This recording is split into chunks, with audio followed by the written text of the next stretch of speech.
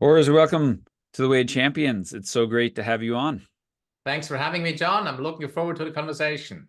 Well, we were both just figuring out before we started that we had actually connected back in 2019, just via email about some stuff, and then here we are, come full circle, and you have this amazing new book out. So congratulations. Thank you. Appreciate it. Yeah. So the book Radical Humility, Be a Badass Leader and a Good Human.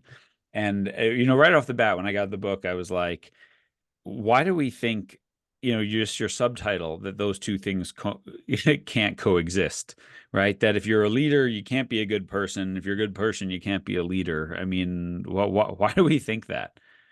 Yeah, so you're absolutely right, right? So we still, in many ways, think of if you are a badass leader, if you are a driver for results, you have to occasionally be a jerk and be too hard on people and don't see people for who they really are, whole human beings. And so my whole premise, my whole thesis is that that is not the case. That in fact, I can be a badass and drive for results and hold my people to the highest standards while still maintaining or building and maintaining strong collaborative relationships with them.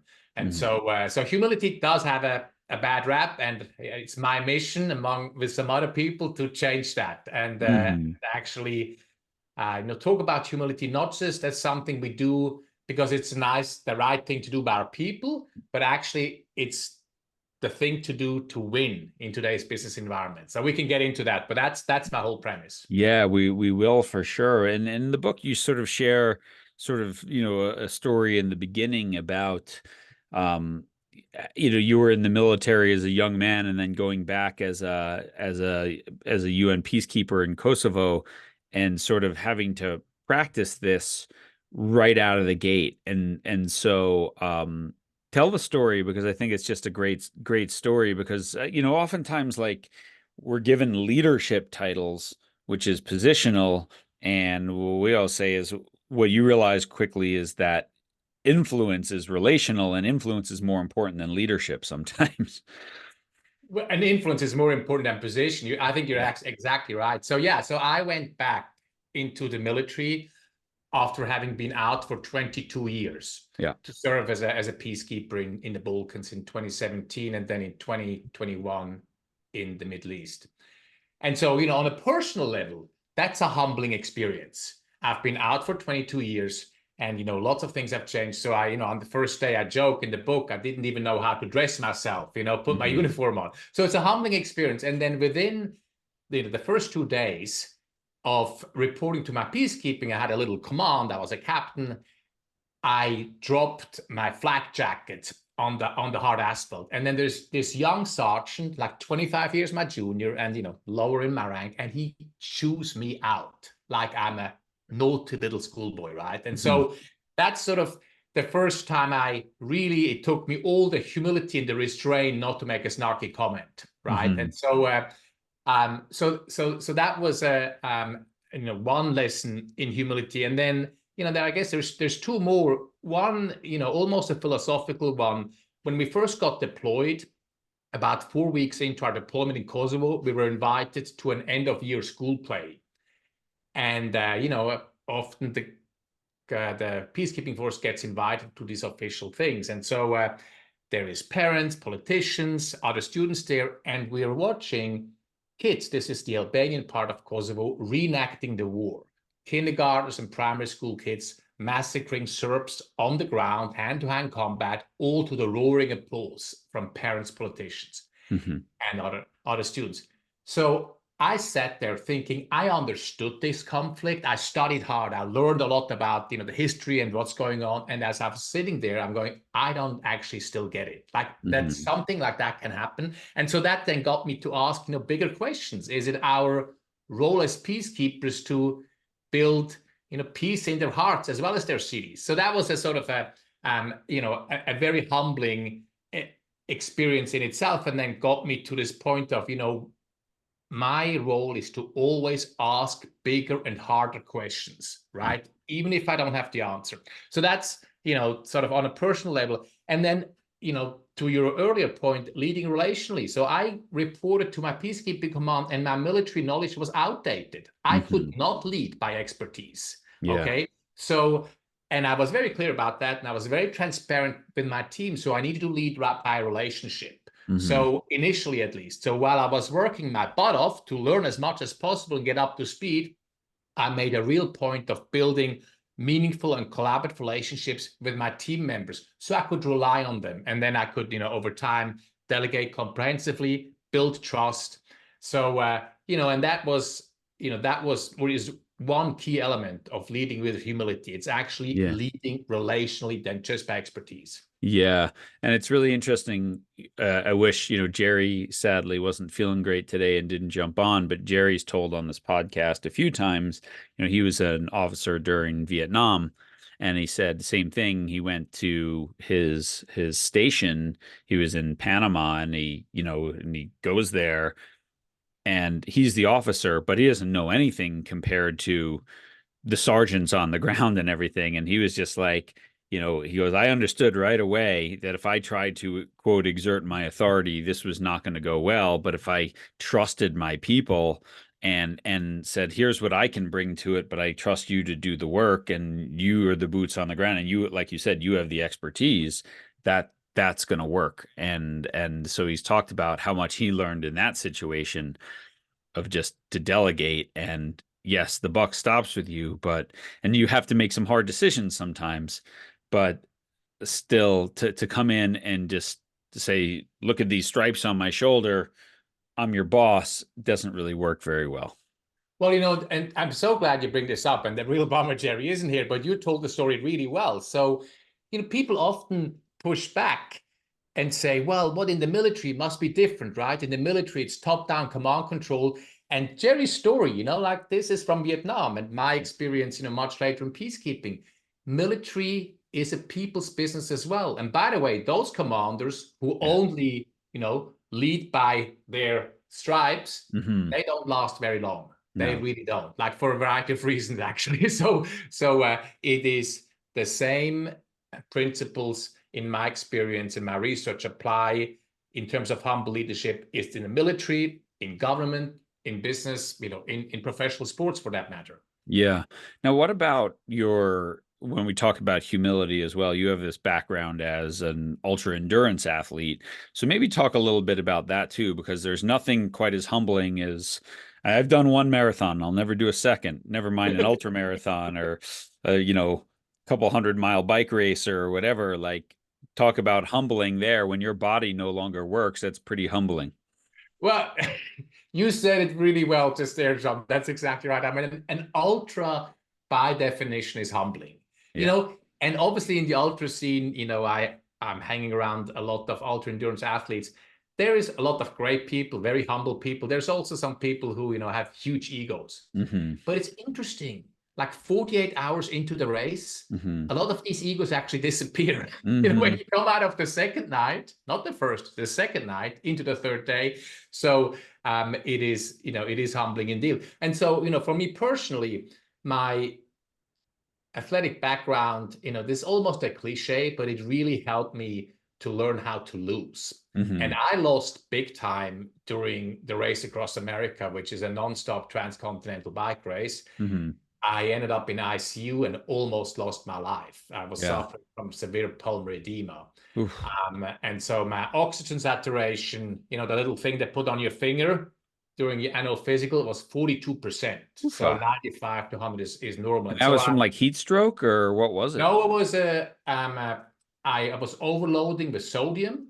And that combined, so, water retention combined with a bit of altitude and obviously physical exertion, I put on like 10 pounds of water in 36 hours. And so I had waters in my lungs. So pulmonary edema, the stuff people die from on Everest. And so, and I had trained and prepared for 2 years. I was living and breathing the race across America. I had 10 crew that gave up 3 weeks of their summer, all this time, this funds, this energy.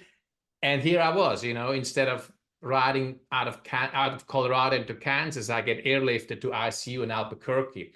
And so coming back from this huge loss, and I, the strong feelings. I felt ashamed. I felt embarrassed. It's very public. I raised money for charity, and people were Yeah. following me, and so I felt embarrassed. I felt ashamed. I felt regret, and so then being able to reframe over time from these strong emotions of being, flooded by those strong emotions of loss to actually learning from the experience. So that reframe process, I learned that in ultra sports, and it's not easy. It's never easy. I mean, we all have these strong emotions when we fail, especially when we fail publicly. And so then being able to not beat yourself up, not, catastrophizing, and still learning, like ruthlessly analyzing what did I do wrong, what do I need to do better next time, and then implementing that. So that's, I've learned that. And, I wrote the book on humility, but the next year, actually, I had my best ultra cycling season with numerous course wins and records because I was able to implement that. But, it wasn't pretty. I mean, I fell in sort of a borderline depression after that. And so I had to do a lot of deep hard work with a counselor and lots of journaling and whatnot. So that's coming back from a loss, reframing for sure is one of the things that I've learned. And the other piece, which, is more sort of, or a little bit less deep, I guess, is the value of focus. I mean, ruthless focus. And, obviously, you deal with athletes all the time, and the best athletes are masters at saying no, blocking everything else out, and focusing on the task at hand. And so my sister, I write about her in the book. She's a much more accomplished athlete than me, but she has 4 kids and also works as a coach and as a and was a professional athlete for most of her life. And she's a master at blocking out everything. When she trains or races, there's nothing else that matters. So that I've learned as well. The value. Yeah, awesome. Well, I mean, so much to explore here. And I just, one other point you make just in the beginning of the book, throughout the book, so the book's radical humility, and you capitalize the R in radical often, right? And so why is that? And then why what's the history behind why does humility often get confused with weakness? So to your first question, it makes for a great book title, does it not, John? Yeah, exactly. That's my flip answer. Yeah. But on a more serious note, radical because it requires us to do the hard work. Radical because we don't just do it to look good when we feel like it, to put on the nice show. Oh, I'm actually listening to my people. No, we need to commit and go all in. Like, I actually can't half-ass humility. So that's why, and it's hard work. It's not weak. The soft stuff is tough. The soft stuff is not soft. It is tough. So that's why radical. Well, and then, why does it, it's shares sort of, the root with humiliation. So that's might be a reason why it's often, looked at as being weak. But, and in the business world, up until the turn of the century, we had these, larger than life CEOs, lots of ego, and that has really shifted now over time in that, especially, through, I mean, in the business world, Jim Collins first wrote about level 5 leadership. He's the first business writer who really shines a light on the value of humility in leadership. And that has, only accelerated over the last 24 years. So Shine wrote about the importance of humble leadership. And then frankly, when COVID happened and the world shut down, we all had to humbly admit up to the highest office in this country that we don't know what the future might bring. And so humility is really, it's slowly on the rise. It's certainly not taking off, but it's slowly on the rise. And if you look at, and I quote plenty of very successful business leaders in the book, Satya Nadella at Microsoft.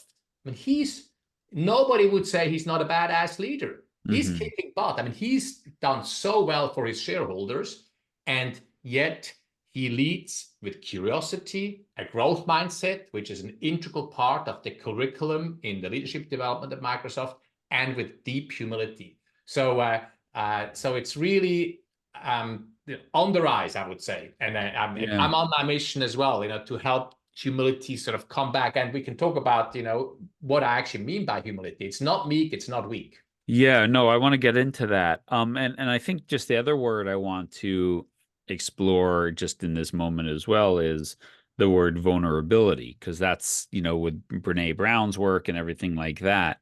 And I think what's really important to discuss, and I'd like to hear your sort of opinion on this. And I remember something we talked about this with Steve Kerr, the NBA head coach, and multiple championships and a great, wonderful, humble, vulnerable leader. Um, and what he said is, being vulnerable or being humble is not an excuse for incompetence. You have to know what you're doing. He goes, you can't walk into an NBA locker room and be vulnerable without being really smart and organized and everything like that. So once you got the basketball piece, that's good. And so I think sometimes this, people will, oh, I'm just vulnerable, I'm just humble. It's like, no, you just not, you don't know what you're doing, right? And then people, whether they're athletes or business people, they see right through that as well. I love that. You're absolutely right. I mean, and I do make that point as well. Like humility and vulnerability, it's no replacement for competence. Like Yeah. I want to be super clear about this, and that's right on. I shared my military knowledge was outdated when I first reported, but you bet I was working my sweet behind off like to Hmm. get up to speed. Like I was working really hard to get back up to speed. If Hmm. you're losing your company, hundreds of millions of dollars, or if you constantly lose games, all the vulnerability and humility, it's not going to make a difference. And I'm absolutely on board with that statement. So yes, we need to constantly improve our technical skills, our competency. But let's talk about vulnerability, because it is actually something that's quite close to my heart. And so you refer to Brené Brown, who famously said, vulnerability is the last thing I want to show you, and it's the first thing I'm looking for in you, Mm. right? Vulnerability is the quickest way to build trust. Yeah. So I two quick examples. During my peacekeeping mission in the Middle East, my commanding officer, my CO, colonel, opened an after-action review with these words. She said, I screwed that up, and I Hmm. know it. And here is what I'm learning. What happened afterwards? Because the top dog, the commanding officer, was owning her mistakes with vulnerability, it made it safe for all of us, her direct reports, to do the same and own our own mess ups. And Hmm. that particular after action review actually led to significantly better operations on the ground, all because she went first. Hmm. And it's been written in other places that the the best after action reviews are those where rank is switched off, humility and vulnerability is switched on. Like the best teams understand. If you think about, I do a bit of work with special operators who I coach out of the military into the transition to civilian lives. Hmm. The best teams understand that being vulnerable together is the only way that the team can become invulnerable. And that Hmm. really is true. If you think about the best teams, if we all think about the best teams we've been a part of, we show up with vulnerability. We know each other's stuff. Yeah. We have intimate relationships. So, there is and just to be clear, vulnerability doesn't always mean I have to, bury my soul open and, tell everybody my deepest secrets. Not at Hmm. all. It could simply be in a work environment, or even as an athletic coach, you share with your players what you're working on as a coach Yeah. to get better at. And then you demonstrate that I'm constantly looking at getting better as well. And so I mean, that's I just, would just say, I would yeah. just jump in and say, like, I think that's such an important point. And to go back to your colonel in the Middle East, right, who says I screwed that up, right? When you're an athletic coach and you walk into the locker room and you just start pointing fingers, the natural reaction is for them to point the finger at someone else. But if you walk in and say, you know what? there's a lot of that on me. I didn't get us ready. Our offense wasn't ready. We weren't quite prepared for how they were going to play, or I didn't switch. I didn't do whatever. That's on me. I'm sorry, guys. What can you guys own as well? Coach, well, we could have done this. And then, so it either like cascades the blame down and no one takes ownership, or it helps everybody take ownership. And I think it's such a powerful and important thing. And it's very, we have this mythological coach of like comes in and always has it right. But especially when you're coaching kids, you know, when you admit that you're wrong, they don't see adults doing that a lot. So it really has a big impact as well. Yeah, no, that's exactly right. I mean, I think you laid it out beautifully. It very much applies in the, and I don't have a background in professional sports other than, a little bit of my own way back, but that totally applies in professional sports as well. There's no, there's no question in my mind. So if I, by the way, if you're a coach, your team already knows that you're not perfect. Or as a leader, they work with you every day. They already know. So you simply owning what already everybody knows anyway, like it makes you relatable. But this is why this is leadership is a thinking person sport. Yeah. Let's not then go, some people just tear themselves apart, right? Like they almost catastrophize and like they really put themselves down. Like that is not humility either. Because and then hoping, implicitly that somebody else will say, oh no, it's not that bad. You didn't mess up that badly. So it comes back to some of the myths around humility, that you have to actually be fundamentally confident in yourself, a strong sense of self to actually do what you just, outlined there as a coach, to actually own your mistakes. We've all had those bosses and those coaches who are so insecure, they overcompensate with arrogance, right? Yeah. Anyway, so yeah. No, 100%. And I mean, I think back to myself as a young coach doing that as well, because I'm, if I show that I didn't know everything, they're going to lose all respect for me. Right. And as you get older, you realize actually, no, that's when they'll gain respect for you. Right. When you share how I'm working and how I'm trying to get better and how I'm trying to do new things. So yeah, no, I love it. So you touched on before, like, okay, so let's discuss humility and what that means. And you sort of outline these components of humble leadership. So maybe define this and let's get into this, because I think every coach listening here today, he's like, okay, well, I want to be a humble leader. How do I go about that? So, and I like how you sort of break it down.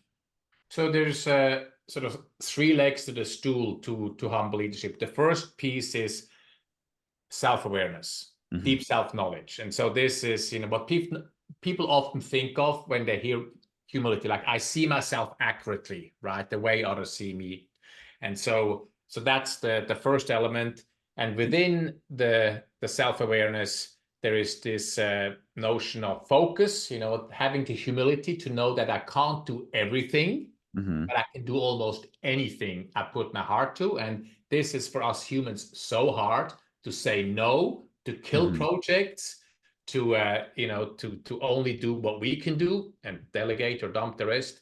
And then in this area, or this first leg of self-knowledge, is also how to fail successfully, right? So how do I, as I outlined earlier, come back from these strong emotions we feel we're often flooded with when we lose, to learning from the experience. That's the growth mindset, of course, which has been written about and talked about a lot. So that's the first piece.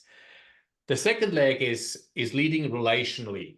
And so we talked about that earlier, right? So rather, today in the business world, we're facing an inversion of expertise, meaning our people will always know so much more than we ever can, about their, think about, AI, like about their area of expertise. For them to come to us with information and data we so clearly rely on as their leader, they need to trust us. And the only way they'll trust us is if we've built meaningful collaborative relationships with them. So it's leading relationally, one-on-one with my team. And then it's leading relationally, that's the third leg of the stool, on an organizational level. All too often, the advice on how to become a great leader focuses on individual leadership excellence, vision, passion, follow through. But if we really want to turn our organization into a winning organization, we need to actually drive, own, and take responsibility for all the interactions, the interpersonal interactions within our team. So in other words, how your people interact is your responsibility as the leader. So it's the culture. And, there I talk about the value of a psychologically safe culture. So self-awareness, lead relationally, team, lead organizationally, and then undergirding all of these three legs is a growth mindset. So that's how I define it. Yeah. Yeah. And just, I mean, the growth mindset, sort of looking at the process, and I'm not there yet, is, I love that word yet when we think That's about right. that. Right. So, Yeah. Yeah. yeah. But I I think talk this about, go ahead. this point, like, again, it starts with self-awareness. We talk about that all the time here, like, to be a better leader, be a better you, be a better coach, be a better you. So knowing yourself, knowing your strengths, knowing the things that limit you, um, are so important. I mean, do you suggest that people do a deep dive on that, and how deep do you go, and how long does that take? Well, yes, and long. Yeah. So, I mean, I'm being actually serious about the long. Yeah. So we're never there. Yeah. We're never there. Like, we're always work in progress. And so, this is actually part of the growth mindset too, right? We will constantly learn more about what we do and what we don't do that works and doesn't work.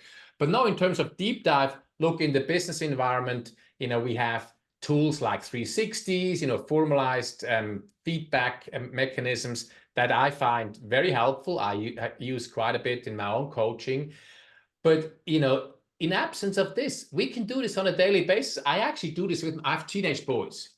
I'm certainly not. They'll give you plenty of feedback when they Yeah, think you're exactly, messing up. exactly. But yeah, I'm actually asking them for regular feedback on what do I do well, and not when we're in the middle of arguing about something, by the way, when everything is, what do I do well as your dad, and what do you think I could do better as your dad? And I encourage all of us to do, is so simple, to do the same thing during your regular one-on-ones, which hopefully you have every week, or at least every other week, with your team members. At the end, get into the habit of asking, what do I do well as your manager, and what do you wish I would do differently? And my point is, you do it every single time, so it doesn't become this scary feedback session you do once every 6 months and you're all worried about it. So, I mean, I have plenty of flaws as a leader and as a parent, there's no question about it.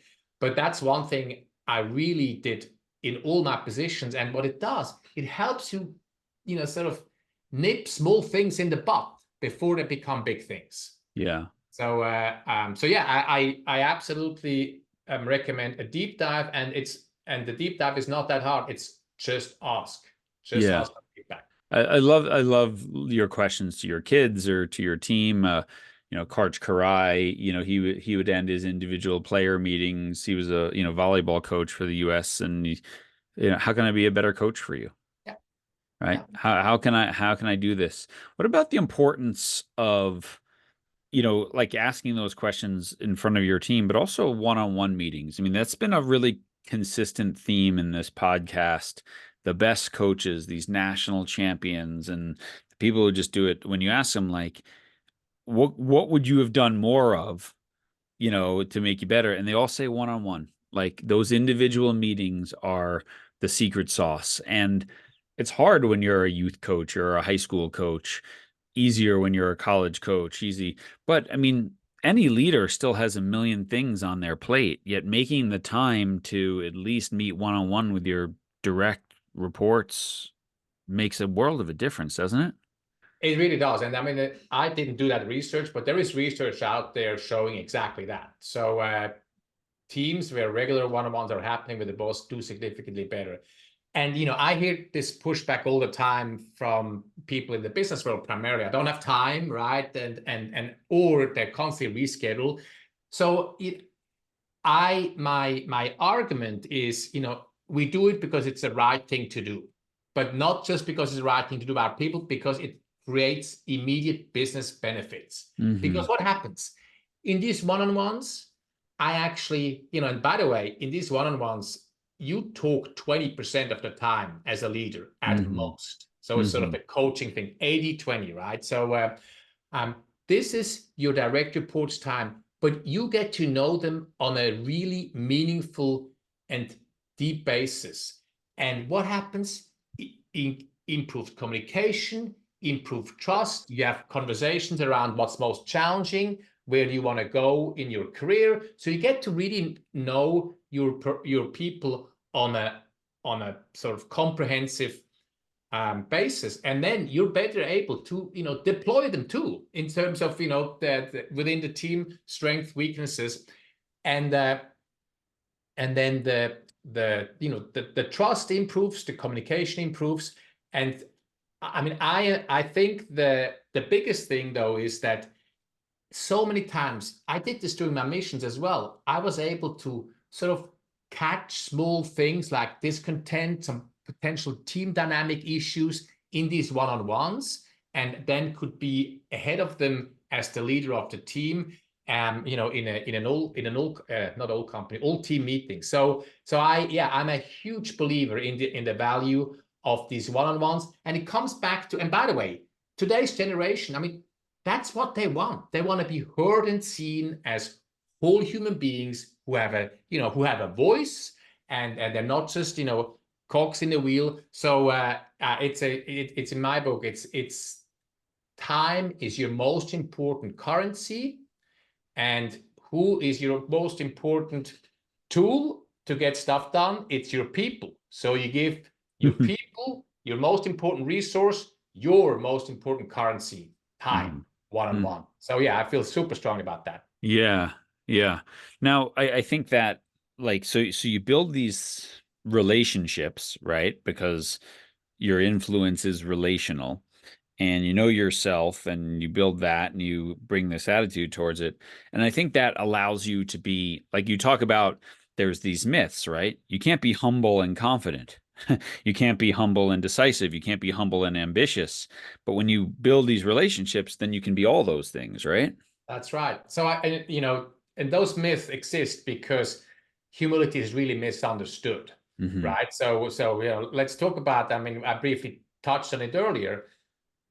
You can't be humble and ambitious. You have to be humble and confident. You have to be fundamentally confident in yourself to actually stand in front of your team and say, "Hey, tell me what I can do better." Are you Hmm. kidding me? If I'm insecure, I'm not doing this. I Yeah, am yeah, not doing exactly. this if I'm insecure. So, I know this for myself. When I feel a little bit down already, that's not when I go and ask for the hard feedback. But Hmm. when I'm fundamentally having a strong sense of self, confident in myself, am I able to ask, hear, and then potentially act on the feedback? One thing I want to say though, because I talk a lot about asking for feedback, leadership and coaching, sports coaching, it's not a popularity contest, Hmm. but we always ask, we always listen, we always thank for the input, but we get to decide what we're working on, right? I Hmm. mean, let's not be naive. Everybody who gives us feedback has their own agenda as well. And Hmm. we need, so I think it's an important point. Like, we're not just asking and then doing whatever. And humble leadership doesn't mean doing whatever everybody else says.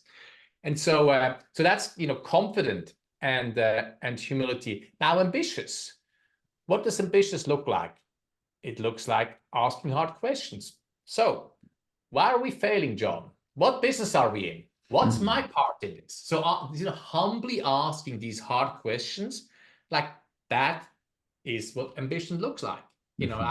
I achieve if I ask the questions and then look for answers for the questions others are not willing or able to ask. So again, humbly asking those big questions is exactly what ambitions look like. So it goes together as well. So yeah. Yeah, and then I think you touched on it, but like being decisive as well. I can humbly ask for input and still make the decision at the end. Thank you all for your input. It was great. I'll take it under consideration. I'll make it, and then I'll make the best decision that I can, Yeah. which is great. How I don't know, because you're a parent of teenagers, and I am as well. Um, what I see with a lot of kids right now is right? They love the group work. They love the inclusivity. They love having an opinion. They struggle with the fact that when the final decision goes against what they wanted, right? When they've given their opinion and the person in charge still decides, okay, well, yeah, great stuff, but we're not going to do that. What is your suggestion for today's leader working with younger people who oftentimes struggle with um, not having their input be the final pathway? I'm not saying that well, but I think you know what I mean. Yeah. Well, it's interesting you say that. I mean, I see this not just with young people, to be honest. Okay, fair enough. Yeah.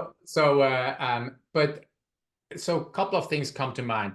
The first thing is, let's be clear up front and as leaders, how the decision is made. And that is one of the most common mistakes that Hmm. leaders make. They give the impression to their team members that Hmm. they actually have, a vote or a say, or or Yeah. or, or it's going to be, it's going to be like a vote and then decided by majority, whatever it might be.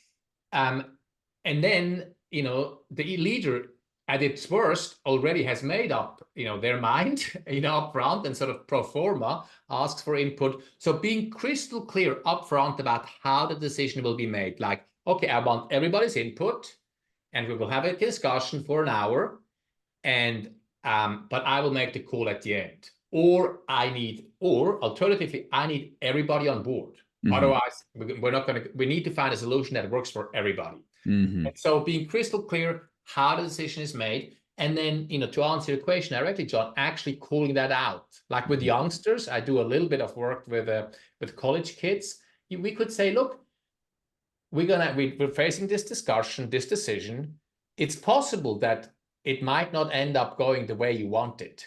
Hmm. And what can you, teenager, college kid, what can you do so you can be on board even if the decision does not go your way? So I think I would use it as a coaching opportunity, and get ahead of it by sort of framing it up front that might happen, and what could you do to learn to live with a decision that is not to your liking.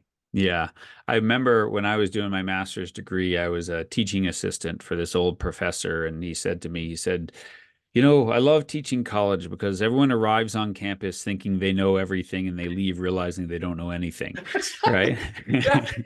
I love that. That's Yeah. perfect. Yeah. Yeah. Well, then college has done a good job, actually. I like that. Yeah. Exactly. And that's but it is a really interesting thing that I think leaders face now in that the university, at least in North America, I can't speak to other places, has switched from treating the students as a student to be challenged and turn them into a customer to be catered to.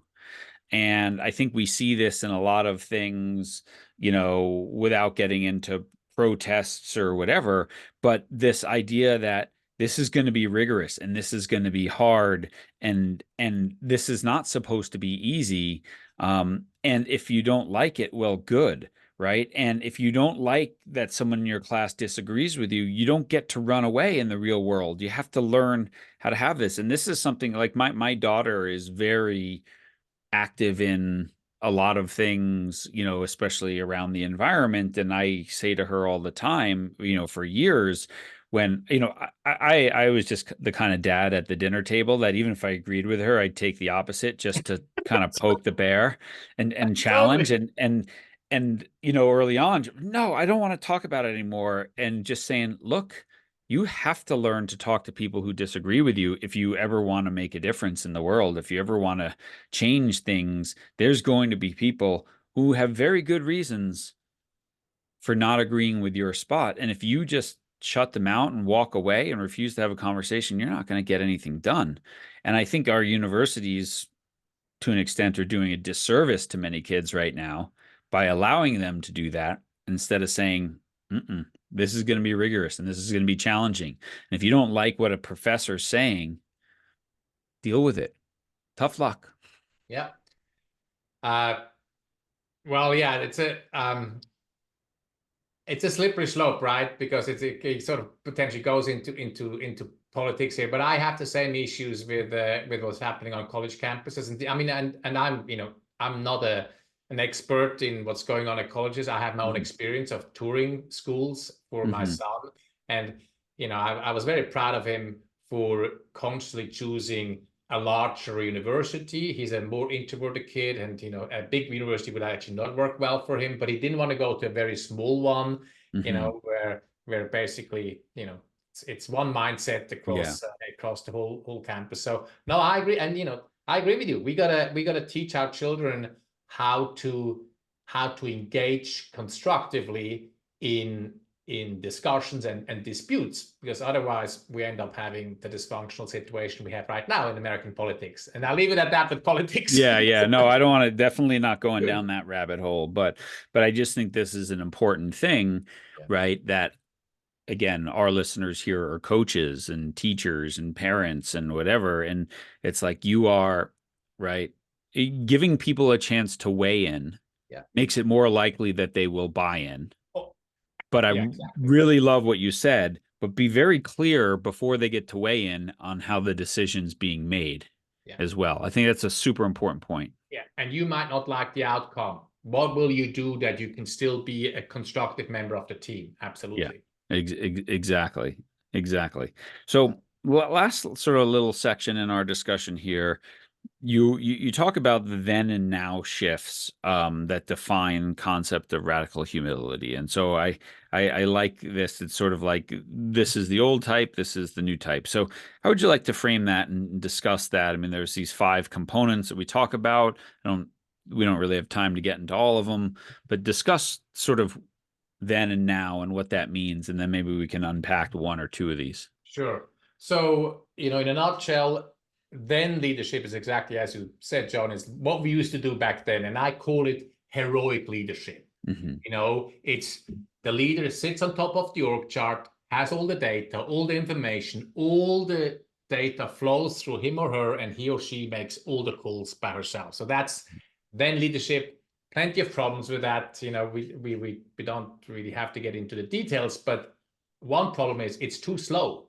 By the time the question travels up the org chart and then goes down to the front lines, it's already an iteration two behind. By the way, what's going on in the Ukraine early in the war, the Ukrainian armed forces, to everybody's surprise, early on, held back a massively, stronger Russian force. Why? Because they had empowered execution at the front lines. So, and the Russians they're now changed actually over time a little bit, but it was much more hierarchical and heroic in the Russian army. So that's then, and now leadership is leading with humility. It is humble leadership. And yes, we have the 5 shifts, and which overlay, the 3 legs, which I talked about. One thing which is particularly one shift that's particularly close to my heart is tough on results, tender on people. That was the one I was going to ask about first. So I'm glad you brought that up. So, this is, of course, also close to the subtitle, be a badass leader and a good human. And so I like to tell this little anecdote, which is also in the book, where I was in the office of my commander in Kosovo, and he opened the conversation with me with these words. He said, "Urs, I love you. You know I do. And this work is not even close to being good enough." His words, and by the way, as I love you is being said a lot in the military. People who have never been in the military are often surprised, actually, but there's really close bonds, right? So, but his words made me shrink in my chair. Yeah. Okay. And then I turned myself inside out for the next 9 months to only deliver top-notch work to his desk, because he was right. I delivered subpar work. I was sleep deprived. No excuses. I messed up. But the point here really is, if he would have yelled at me, if he would have belittled me, if I would have just tuned him out. It was, what a jerk. And I would have not taken his message seriously. But because, and of course, he said, "I love you," but also we've built a strong relationship for the last 6 months. He really understood me. He knew about my personal background. He knew where I wanted to go after the mission. He Hmm. knew my strengths and weaknesses as a leader. He really got me. And Hmm. because he did, and I knew he cared for me, I was really able to hear his feedback. And he didn't have to raise his voice. He didn't have to yell. And it landed big time. And so the notion, that you have to be either a tough leader or a nice person really is a false dichotomy. And one actually important piece out of this, being tender on people often then gives us license to be tough on results. So actually Hmm. building a relationship, knowing people, then gives me license to say, you know what, John, this work is crap. I'm sorry, it's not Yeah. good enough. Yeah. You gotta, and you will be able to hear it because I care for you, and I want your best at the end of the day. And by the way, sometimes the most loving thing we can do is fire somebody. The Hmm. most tender thing we can do is, or in sports, sub. You're not Hmm. playing today. I know I have Ted Lasso in there somewhere in the book, Hmm. with Jamie Tart. So in a different context, but again, leading with humility, caring for your people does not mean always doing what they want or being nice. It Hmm. sometimes means cutting them loose and letting them go where they will be happier, more productive. Yeah, and I love that because when you criticize the results, I'm not criticizing the human being, right? And it's the execution of sales or you know the play or whatever it is. You know, today's today's just not your day, right? And that's okay. We all have those bad days, and I think that's such an important thing. And I really love this that when you are build these relationships, then you can really get critical about the results. And like, one of the, I don't know if you're a basketball fan or not, but one of the coaches that is just near and dear to players is Greg Popovich Yeah, yeah. from San Antonio, right? Who's had decades of success. You watch Greg Popovich on the sideline, he is in their face and angry and harsh and whatever. And people go, oh my God, that's not the type of coaching you talk about, John. And I say, you're seeing 1%. Where's the 99% at every practice, the individual meetings, the team dinners, the tender on people so that in the moment, come on, play better defense, dive for a loose ball, whatever it is. And I think I That's think when exactly you right. understand both sides of that, then you say that's this now leadership right there that a Greg Popovich gets. That's exactly right. No, you're right on. Greg Popovich also, this is another shift, but he sometimes leaves players by themselves during a timeout.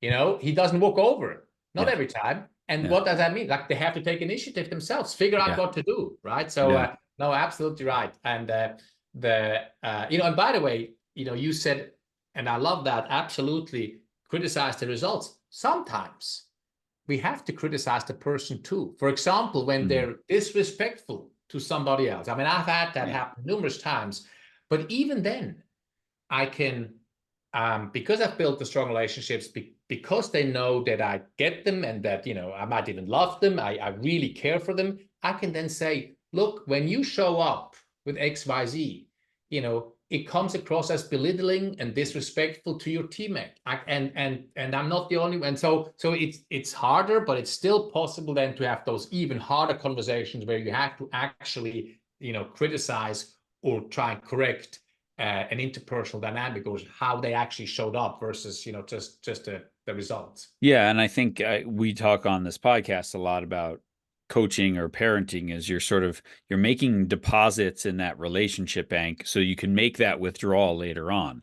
And I think the then coaching is show up, belittle everyone, show who's in charge, right? But your balance is zero, and now you're negative, right? And so now you got people going, I don't want to play for this guy, like whatever, right? And I've talked to it's interesting because at the professional level, right, you have a lot of former professional athletes who then get into coaching and they don't understand coaching, they understand the game, Right. right?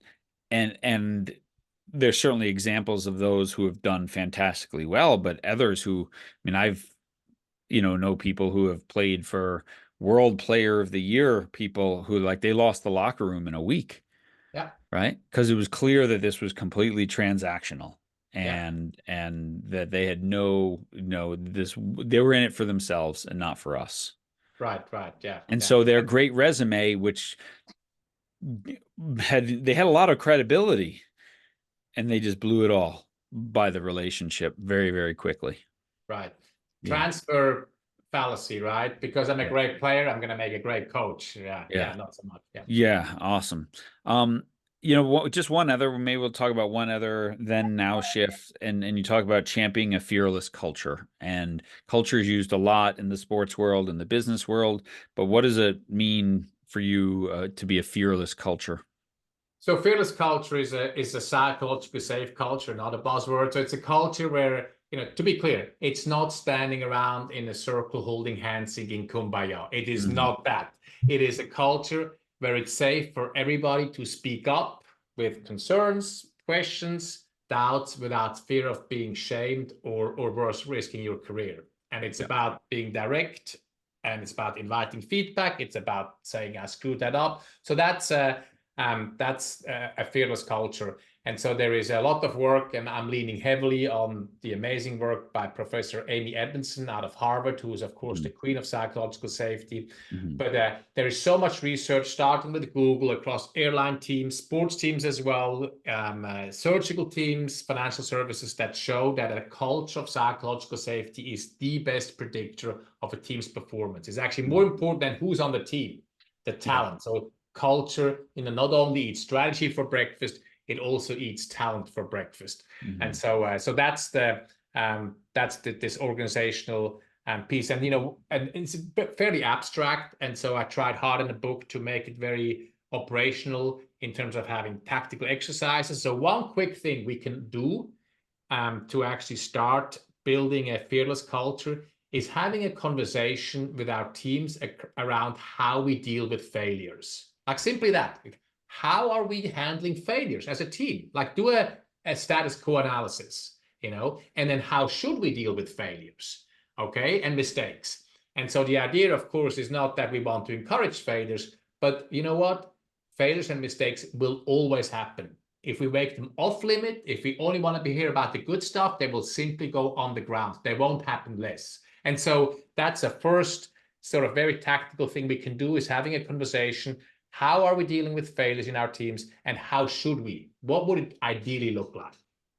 Yeah, no, I mean, I love that. And I think I mean, I have teams right now that are playing in the NCAA tournament. And, the farther you get, the more mistakes are amplified and you can't be afraid. You still have to have courage, right? In a lacrosse team, if you turn a ball over, you still have to make the right cut and have the courage to take a shot if it comes to you on the next possession. And if you miss that one, you still have to have the courage to do it again. And I think and that courage comes from the environment. I can't say, Ors, you need more courage, right? It has to be the environment that the coach creates and the Right. teammates create, that I have the courage to try to make the right play, even when I'm not having my best day. And I think that it's such an important thing. So yeah, there's five. I mean, I'll just so listeners, we won't go through them. Dig deep. We already talked about tough on results, tender on people, lead like a compass, full transparency, and champion a fearless culture. And you kind of break each of those down in a chapter, which is great. Well, coming to the end here. First of all, just tell people how they can find the book and also connect with you, website, whatever's best for you. Absolutely. Yeah. So the book is, sold wherever books are sold, Amazon and your bookstores. I'm also in Hudson stores actually at the airport for the next few months.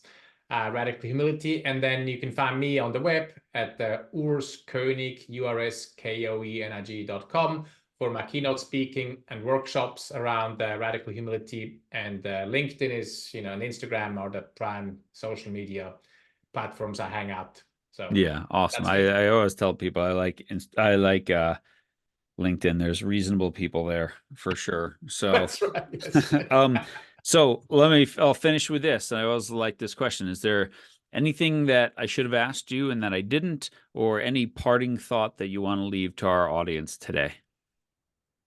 You know, You're gonna love me for this, John. I'm gonna turn this around actually. So, what is your main one takeaway out of our conversation today around humble leadership? You That's what I know, want to know. so it's a great question. And I always, when Jerry and I will record outros, sort of a hot review after these things. And so we always kind of do that right after and share our thoughts with each other, which is always fun because oftentimes we each take something different Right. away, which is pretty cool.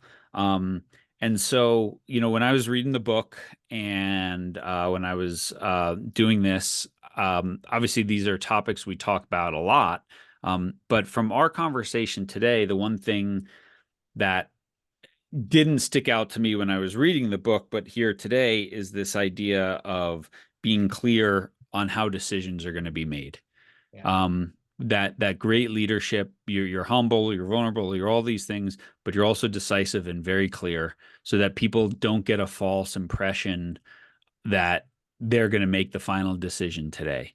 I think that's such an important thing because people like ask me all the time, right? This is a big question from college coaches. Should I let my team pick the captains or should I pick the captains, right? Or high school teams like that. I get that all the time. And I have opinions on that. But what I always say is um, just make sure that they know how it's being done before they think that they're picking the team and then you pick the captain. You know what I mean? So I love it. Exactly. That's exactly right. Yeah, totally. Yeah, right on. Perfect. awesome. Great. Perfect. Well, Urs, thank you so much. This was a great chat. And good luck with the book. I look forward in my next travels to see it in those airport bookstores. I always love when people I know, I see their books and I usually snap a picture and send it to them. So you might be getting a picture from me someday here soon. I would love that. Thanks so much for having me, John. It was really fun. Thanks for being on the Way of Champions. We really appreciate it. Thanks everyone for listening. Thanks to Urs Koenig again. His website, urskoenig.com. And then the book is Radical Humility, Be a Badass Leader and a Good Human Being. Thank you so much. That was a really interesting talk. And, as he asked me there at the end, so I don't have to share it again, my big takeaway and a great reminder, just being really intentional with your people, right? Be really intentional with your people. Around decision making. And when you're letting them weigh in, how much of the decision belongs to them and how much of it belongs to you. I think this is with your team values. I think this is with team captains and all these sort of things. Just be clear. Such an important thing. Okay. Thank you to our Patreon podcast champions. If you want to become a supporter of this podcast, go down into the show notes. There's a link there, patreon.com/way champions. We appreciate small donation every month gets you about $300 worth of stuff from us and also gives you helps us put this out every single month. Okay. And then also our friends at Sprocket Sports, just great people, sprocketsports.com/CTG, or set up a meeting if you need software and a website and everything and registration tool and team communication tool for your club. I've worked with them all. Sprocket Sports is the best. All right. So remember, everyone, your influence is never neutral. So go out there, be a radically humble leader this week. Use your influence for good. We'll see you again next week.